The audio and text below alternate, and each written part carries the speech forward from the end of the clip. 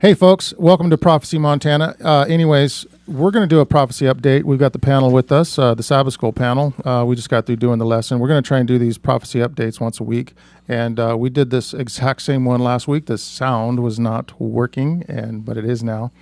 And so the first thing here comes from Newsweek.com. I'll put all of the articles that I'm going to be quoting here in the descriptions below.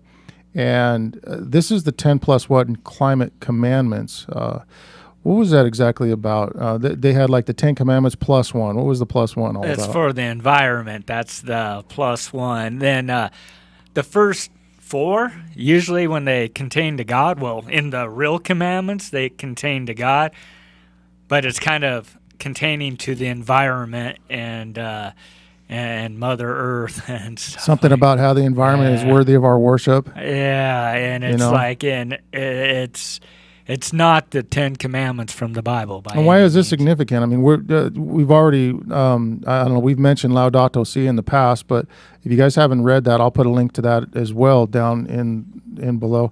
But isn't it pantheism? Yeah, it is pantheism. Mm-hmm. Yeah, it's a worship of creation instead of the creator. Yep. But basically, in Laudato Si, there's this call for Sunday worship through this climate. And that's exactly what they're going to use as the climate bill. And they're going to get the left because of whatever the climate change. Yeah, well, yeah, for the Earth, Mother Earth. Mother Earth, the pantheism. Yeah, then they're going to use it. The one world order. Yeah, then they're going to get the right because of religion. Oh, we're getting back with God. We're getting back, we're worshiping on his day. So Satan has both sides, and it's going to look like a good thing. I mean, it looks like we're worshiping on God's day, but it isn't. It's on the day that Satan made, not the day that God made, and then there's a big difference. This is going to be wrapped up in a nice little package where everybody's going to be just all for it. Yeah, and it's going to look good. It's going to look like a very good thing. We're doing it for the environment. We're getting back with God, and little do they know they're going against God's commandments, and they're actually... I have something to say. I have family members and a friend that I've known always. They think they're going to be raptured. Yeah. And they go around and they say, today I could be raptured. They literally are thinking that. What are you telling them? Well, I haven't talked to my friend, but however, she's getting sent all over the states, and she's already visited 3 states in 3 weeks. And I guess she's a spokesperson, and she acts like she's on fire, for God. And I admire that, but I don't really. If she don't know the truth, if she don't know the truth, and she's preaching a lie, that the lies we know is what the intoxicating drink of Babylon, the false doctrines and we know the secret rapture is a false doctrine. We know that. Going to heaven or hell right at death is a false doctrine. We know infant baptism is a false doctrine with sprinkling of water. I mean, it's sad because it says the world will be drunk with their fornication. Yeah,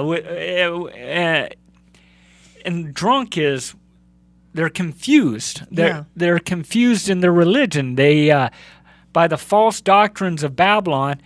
They're drunk. Well, I mailed out two different things, religious, a booklet that I was showing everybody that I was going to give away. I sent that out to my family member, and as for her, I put Ellen G. White quotes on my Facebook, and because we were best friends when we were young, she reads them. She puts a thumbs up. Oh, but I'm wondering if she thinks I'm confused and I'm wrong, She might, then that's where you just use the Bible and just say, well, where does it say that in the Bible? She doesn't confront me or any confrontation or anything. Because it was crazy because I was talking to a lady actually last week, and it was about the Sabbath and stuff.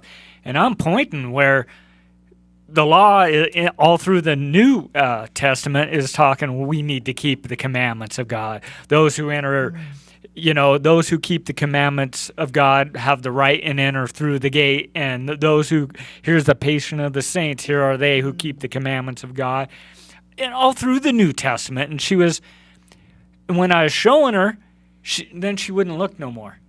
And it was like, I don't care. I don't care. I don't Tradition. care. Yeah. Then it becomes tradition. Well, it becomes human will against God's will. Human will, yeah. Yeah. And so check this out. She says, well, I go by what the Spirit says. And I'm like, well, do you test the Spirit by the Scripture? Because that's how we're supposed to test the Spirit. What Spirit? Yeah. But she wouldn't do it. Oh, no, the Spirit told me to go to this church. The Spirit told me this. And I'm showing her these things in the Bible. She looked at the first couple, but then she wouldn't look at the Bible anymore. That's the problem. People aren't looking at their Bible anymore, and they're not seeing what the Bible's saying. They're going along with popular opinion and what feels good. Of the false doctrines that they've been taught all their life, but it isn't biblical whatsoever. It's drunkenness. How could something that feels so good be so wrong? So here's another one. Francis prays UN climate summit will unite the human family. Okay, so this is more of that same thing that we were talking about. There's this great push for this uniting of this climate summit. And of course, this, during the lockdowns, they noticed how much cleaner the air was and how much cleaner the water was because nobody's driving and nobody's using the waterways and stuff.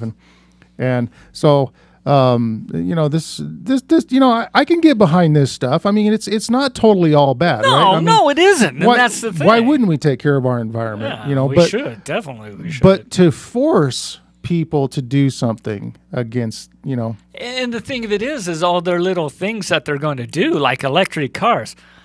Okay, well, we need, and all of a sudden we're having electric spikes, right? Where we can't use electricity because then the electricity is going skyrocket. It's raising like 1,000 times what it was before. Yeah, okay, why are we getting electric cars then? Yeah, exactly. Let's ban petrol, but let's burn more fossil fuels to make electricity. Well, that's the thing, though. They're going to limit us on how much electricity we can use. At the end of the day, this is more about control than anything. It's all about control. The whole thing is about control. Yeah, and this has been cleverly crafted to do as such. And it's got nothing to do with cleaning up the environment. No. It really doesn't. I mean, as a Christian, we need to be climate conscious. We can't be throwing trash out. We can't be burning, noxious things and just being dumb about how we treat our environment. But come on, be smart. This is not about research that. Research it and see. Exactly. So here's another one. This is from Christianity Today. The link will be in the description. Climate Change Report, Evangelicals, Environment. Wait a minute. Oh, no. Creation care is an act of worship and hospitality, news and reporting Christianity Today. So taking care of our environment is worship now? I thought obedience was the highest form of worship. Yeah, obedience is. Obedience to God. Then taking care of the world would kind of happen secondarily, I guess. You know what I mean? That's the nature is to see God's creation so that we can believe. It strengthens our faith. And this is interesting because I keep mentioning the word creation, but what was the memorial of creation that God gave us? The Sabbath. The Sabbath. But this is exactly contrary to that. We're talking about the Sunday here. But they call it the Sabbath. Well, they call it the Sabbath. They even call it the seventh day. Yeah. And it's like, no, look at your calendar. Yeah. How do the days go, So. And what happened with the fall of sin and what happened to the world, the condition. That's right. Yeah. So here's the last one. With floods and fires raging, season of creation invites Christians to listen to nature's cries, the Earthbeat National Catholic Reporter. So there's another cry for Christians to pay attention to Mother Nature and what it's trying to tell us to keep, to take a day off, to take the Sabbath off. We're not keeping the Sabbath, which is Sunday, which is sun worship. Which is sun worship, and it's earth worship. It's more or less the mark of the beast. Well, it is the mark of the beast. We know it to be the mark of the beast. Yeah, and we know the seventh-day Sabbath, Saturday, to be the seal of God. Yeah. And people are waiting for these little computer chips or barcodes. It's not going to happen. No, they're waiting for all kinds of things. It's falsehood. It's not in the Bible. No. Because it says that they have no rest day or night who worship the beast in his image. And so the rest is the key element in here. So that's it, guys. So give us a thumbs up, hit that subscribe button, and also let us know how we're doing in the comments. You guys agree, disagree? We want to hear them all. Also, we offered this on our last live stream that we did. We're giving away these great controversies. Be sure and hit us up in the comments and request one of these, or you can go to prophecymontana@gmail.com. Obviously, you don't want to put your email address in the comments, but if you can't reach us through prophecy@gmail.com, you can hit us up in the comments. I'll give you a way that you can reach us. And anyways, just, we need your address. That's all we need. We'll send you one of these free of charge. And that's it. Thanks, Ricky. Thanks, Lisa.